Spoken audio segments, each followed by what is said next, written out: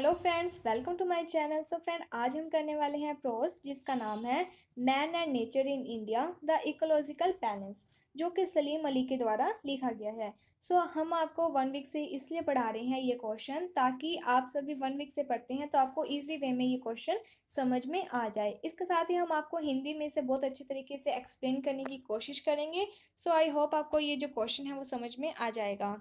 यहाँ पर क्या है, जो सलीम अली है वो कहते हैं कि जो मैन है और जो नेचर है वो एक दूसरे से क्या है, रिलेट करते हैं, उनके बीच में एक इंटरेक्शन है। इसलिए हमेशा यानी कि इन दोनों का बैलेंस में होना ज़रूरी है। अगर इंसान है जो वो डेवलपमेंट करता जा रहा है, साइंटिफिक डेवलपमेंट करता जा रहा है और वो नेचर पर ध्यान नहीं दे रहा है, तो इससे क्या होगा कि जो मैन है उसको बहुत ज़्यादा क्या है, नुकसान होगा। और इसका जो नेचर पर जो गलत प्रभाव पड़ रहा है मैन के द्वारा की जाने वाली इन्वेंशंस का, इससे क्या है, जो मैन है उसको भी बहुत ज़्यादा भारी संकट आएगा। इसलिए मैन को ये समझना चाहिए कि जो मैन है उसका नेचर के साथ बहुत ज़्यादा डीप यानी कि रिलेशन है, इसलिए उसे हमेशा नेचर का पूरा ध्यान रखना चाहिए, नेचर के साथ एक बैलेंस बनाकर रखना चाहिए। तो ये जो क्लॉज है इसमें मेन बात यही है कि जो मैन और नेचर है वो एक दूसरे से इंटर रिलेटेड है, इसलिए हमेशा मैन को नेचर के साथ एक बैलेंस के रूप में यानी कि सिचुएशन बनाकर रखनी चाहिए, जिससे कि वो अपना विकास करे। यानी कि अगर मैन को अपना डेवलपमेंट करना है तो उससे नेचर को भी ध्यान में रखना होगा। तो अब हम इसकी स्टार्टिंग करते हैं। The essay process the idea that, यानी कि जो ऐसे है इसका जो मेन विचार है वो क्या है कि environment conscious is quit necessary, कि हमें क्या है इन्वायरमेंट के प्रति ध्यान देना बहुत ज़्यादा जरूरी है। For the balance conservation of wild life and wild place on the face of the earth, हमें एक बैलेंस बनाकर रखना चाहिए। जो वाइल्ड लाइफ है, वाइल्ड प्लेस हैं इस अर्थ पर, उनका क्या है, कंजर्वेशन करना चाहिए, उन्हें सुरक्षित रखना चाहिए। The inter relationship of man with other animals, कि जो मैन है उसका दूसरे एनिमल्स जो कि fauna and flora should make him aware that, यानी कि जो मैन है उसका रिलेशनशिप है, इंटर रिलेशनशिप है किसके साथ, एनिमल्स के साथ। तो जो मैन है उसे अवेयर होना चाहिए। His future can not be separate from other beings live, यानी कि उसका जो फ्यूचर है वो इस नेचर से अलग सेपरेट नहीं है। यानी कि जो मैन और जो नेचर है उन दोनों का फ्यूचर एक दूसरे से सेपरेट नहीं है। Unlike the past life of man tune in nature balance, यानी कि जो पास्ट लाइफ में जो मैन था वो नेचर के साथ एक बैलेंस बनाकर रहता था, यानी कि जो अपनी लाइफ है उसको नेचर के साथ बैलेंस बनाकर जीता था। बट अनलाइक अनलाइक का मीन्स है कि वर्तमान समय में the present is highly disaster, यानी कि जो प्रेजेंट है उसमें बहुत ज़्यादा क्या है, डिजास्टर आ रहे हैं due to human intervention upon nature, क्योंकि जो मैन है वो क्या कर रहा है कि बहुत ज़्यादा इन्वेंशंस कर रहा है, जिसके कारण जो मैन है वो नेचर के साथ बैलेंस क्रिएट नहीं कर रहा है। इसी कारण क्या है कि बहुत ज़्यादा हाईली डिजास्टर खतरनाक चीज़ें हो रही हैं। This negative impact is visible in the aridity and desert formation in the runit civilization of Egypt, West Asia, Carthage and Indus Valley। और जो मैन है वो नेचर के साथ बैलेंस नहीं बना रहा है, इसका जो गलत नेगेटिव इम्पैक्ट है, जो नकारात्मक प्रभाव है वो हम देख भी सकते हैं। और वो कैसे देख सकते हैं कि बहुत ज़्यादा जगह पर क्या है, डेजर्ट फॉर्मेशन हो रही है, यानी कि मरुस्थल बनते जा रहे हैं, एरिडिटी हो रही है इन द रनिट सिविलाइजेशन, जिसके कारण जो सभ्यताएं हैं वो सभी क्या हैं, तहस नहस हो चुकी हैं। कौन कौन सी सभ्यता, तो इजिप्ट है, वेस्ट एशिया है, कार्थेज और इंडस वैली, यहाँ का जो सिचुएशन है अब वो बहुत ज़्यादा चेंज हो चुका है। वहाँ पर क्या है, डेजर्ट फॉर्म हो रहे हैं। इन द मॉडर्न ईरा, और मॉडर्न ईरा में क्या हो रहा है, the advance technology and communication device detrimental to nature resources have effect forest and wild life so badly, यानी कि जो अब एडवांस टेक्नोलॉजी हो रही है, ये जो कम्युनिकेशन यानी कि जो साइंटिफिक डेवलपमेंट हो रही है, इसके कारण इसका जो इफेक्ट है वो फॉरेस्ट और वाइल्ड लाइफ पर बहुत ज़्यादा बैडली पड़ रहा है। M S Randhawa in journal of the Bombay nature history society give, यानी कि जो एम एस रंधावा है जिन्होंने अपने जर्नल का मीन्स होता है न्यूज़पेपर, तो उनका जो न्यूज़पेपर है उसमें उन्होंने बताया है कि जो बॉम्बे नेचर हिस्ट्री सोसाइटी है उन्होंने एक एविडेंस दिया है, एक सबूत दिया है और आर्ग्यू किया है that in the last 2000 year, यानी कि 2000 सालों तक, यानी कि जो भी पिछला का टाइमिंग है, there has been progressive desiccation in the northern India like that of Mathura region in Uttar Pradesh, कि यहाँ पर क्या है कि जो नॉर्थर्न इंडिया है, मथुरा वाले जो एरिया है उत्तर प्रदेश में, वहाँ पर भी क्या है डेसिनेशन हो रहा है, यानी कि वहाँ पर भी मरुस्थलीय क्षेत्र हो रहा है, यानी कि वहाँ की जो नमी है वो धीरे धीरे क्या है कम होती जा रही है। This drawing up resulting in is lesser rainfall and extinction of wild life, यानी कि यहाँ पर क्या है कि ड्राइनेस होती जा रही है, यानी कि यहाँ पर जो बारिश है वो बहुत ज़्यादा कम हो रही है। इसके साथ ही यहाँ की जो वाइल्ड लाइफ है, यानी कि जो जैव विविधता है वो भी क्या है धीरे धीरे ख़त्म होती जा रही है। Brought about far reaching and irrevocable consequence, यानी कि इससे क्या है कि बहुत ज़्यादा जो कंसिक्वेंस का मीन्स होता है रिजल्ट, कि बहुत ज़्यादा गलत रिजल्ट आ रहे हैं और ये देखे भी जा सकते हैं। Deforestation directly affect the life of wild animals, तो जैसे हम फोरेस्टेशन का मीन्स होता है पेड़ों को लगाना, डिफोरेस्टेशन यानी कि पेड़ों को काटना। जैसे जैसे हम डिफोरेस्ट कर रहे हैं यानी कि पेड़ों को काट रहे हैं, तो इससे जो वाइल्ड एनिमल्स हैं, जो जंगली जानवर हैं, उनकी लाइफ है जो उन पर बहुत ज़्यादा बैडली इफेक्ट पड़ रहा है। फॉर इंटेंस, यानी कि कुछ उदाहरण दिए गए हैं, जैसे कि the absence of swampy grass jungle lead to the extent of rhinoceros, कि जैसे जैसे ये स्वैम्पी ग्रास जंगल खत्म होते जा रहे हैं वैसे वैसे जो राइनोसेरस जो कि एक एनिमल है वो भी क्या है खतरे की कगार पर आ गया है, यानी कि वो भी क्या है लुप्त होने वाले हैं या फिर लुप्त हो चुके हैं।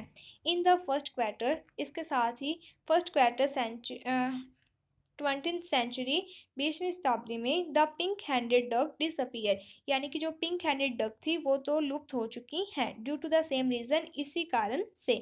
क्यों? क्योंकि डिफोरेस्टेशन हुआ जिसके कारण जो एनिमल्स हैं, वाइल्ड एनिमल्स हैं, उनकी जो भी प्रजातियां हैं वो धीरे धीरे क्या है लुप्त होने की कगार पर हैं या फिर लुप्त हो चुकी हैं।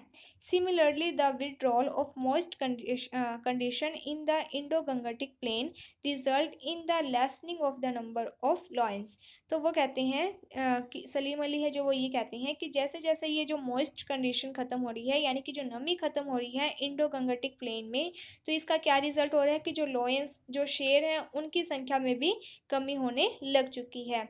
लेटर ऑन, और बाद में lions fell a victim to the rising population losing their habitat to cultivation, जो लॉयंस है वो भी शिकार हो चुकी हैं। किसका शिकार हो चुके हैं कि जैसे जैसे जनसंख्या बढ़ती जा रही है तो क्या है कि जो लोग हैं वो अपने घर मकान बना रहे हैं, कल्टीवेशन कर रहे हैं, जिसके कारण क्या होता है कि जो लॉयंस हैं उन्हें उनका हैबिटेट नहीं मिल पा रहा है वो, यानी कि अगर हम जंगलों वगैरह को काट रहे हैं जनसंख्या बढ़ती है, जिसके कारण क्या होता है कि जो जनसंख्या जो लोग होते हैं वो जंगलों को ख़त्म कर देते हैं और वहाँ पर अपने घर बनाने लग जाते हैं, जिसके कारण क्या होता है कि जहाँ यानी कि उस जंगल में जो भी वाइल्ड एनिमल्स रहते हैं उनका जो निवास स्थान है वो ख़त्म हो जाता है, धीरे धीरे जो वाइल्ड एनिमल्स हैं वो भी ख़त्म होने लग जाते हैं।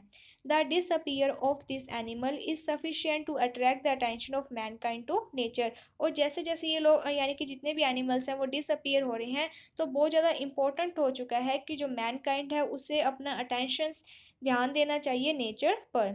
But much of the effect lives unnoticed, लेकिन बहुत सारे ऐसे फैक्ट्स हैं जो कि अननोटिस रह चुके हैं जिस पर लोगों का ध्यान नहीं जा रहा है। Salim Ali take our grave concern to agriculture area, तो यहाँ पे जो सलीम अली है इसके साथ ही वो बहुत ज़्यादा कंसर्न दिखाते हैं एग्रीकल्चर एरिया पर भी, कृषि वाले क्षेत्र पर भी।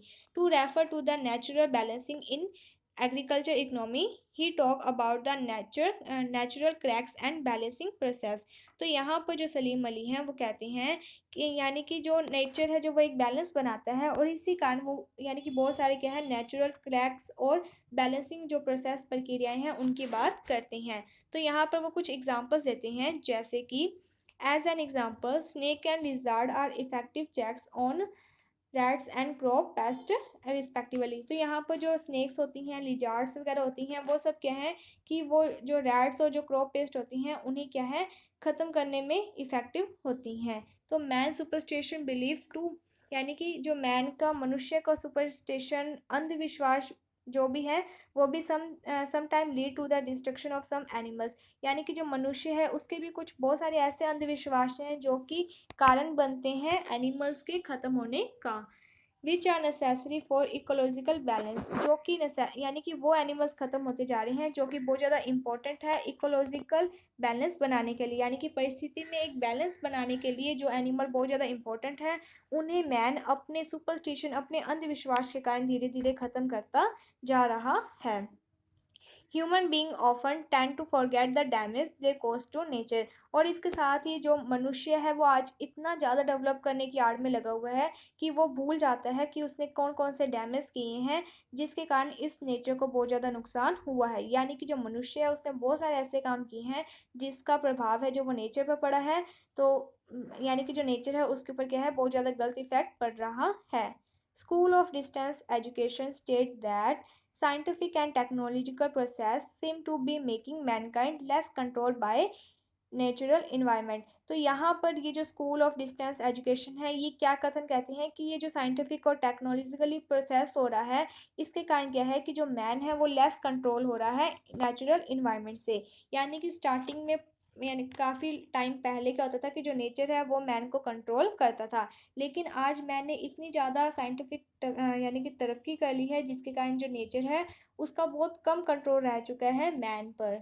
नाउ इसके बाद है पॉल्यूशन ऑफ एयर और water soil has started boomeranging on man himself. कि जो मनुष्य है वो बहुत ज़्यादा डेवलपमेंट कर रहा है, इसके साथ ही क्या हो रहा है कि बहुत ज़्यादा पोल्यूशंस हो रहे हैं।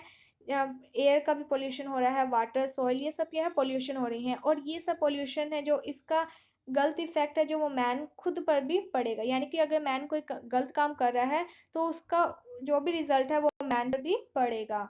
नाउ ए डे और वर्तमान समय में we can not consider nature self balance self control. और हम नहीं देख पा रहे हैं कि जो नेचर है वो सेल्फ बैलेंस या सेल्फ कंट्रोल कर पा रहा है। As a solution to this hazardous problem, यानी कि अब इतनी सारी प्रॉब्लम्स, इतनी जो खतरनाक प्रॉब्लम्स हैं इन सब का एक ही सॉल्यूशन है। और वो सॉल्यूशन क्या है, we should resort to knowledge so profound that, कि हमें इतनी ज़्यादा नॉलेज, इतनी डीप नॉलेज इकट्ठी करनी चाहिए कि एजुकेट अस दैट, और हमें एजुकेट होना चाहिए we are no way different from animal physically, कि हम कहीं से भी यानी कि जो एनिमल है उनसे डिफरेंट नहीं है। मीन्स कि हम एनिमल पर निर्भर हैं, डिपेंडेंट हैं। हम यानी कि जो ह्यूमन बीइंग है वो नेचर के साथ बहुत ज़्यादा डिपेंडेंट है, इसलिए उसे नेचर की केयर करनी चाहिए। We should use our intellect for this knowledge, और हमें हमारी जो इंटेलिजेंस है इस नॉलेज को इकट्ठा करने में यूज़ करनी चाहिए। We can not consider nature resource inexhaustible, हमें नेचर के जो भी रिसोर्सेज हैं उसका गलत यूज़ नहीं करना चाहिए, उसका यूज़ हमें सोच समझ कर करना चाहिए, क्योंकि ये जो भी नेचर के रिसोर्स हैं ये कभी ना कभी ख़त्म हो ही जाएंगे, इसलिए हमें इनका बहुत ज़्यादा सोच समझ कर यूज़ करना चाहिए। तो यहाँ पर जो मेन बात है वो ये है कि जो सलीम अली है वो ये बताते हैं कि जो मैन और नेचर है वो एक दूसरे से को रिलेट हैं, इसलिए मैन को नेचर की रिस्पेक्ट करनी चाहिए। वो जो भी डेवलपमेंट कर रहा है उसमें उसे नेचर का भी पूरा पूरा ध्यान देना चाहिए। सो आई होप आपको ये स्टोरी समझ में आ गई होगी। अगर आपको कोई डाउट है तो आप हमें कमेंट सेक्शन में बता सकते हैं, आपका डाउट दूर कर दिया जाएगा। अगर आपको ये वीडियो अच्छी लगी है तो like my video, subscribe my channel. Thank you friends for watching my video. Thank you.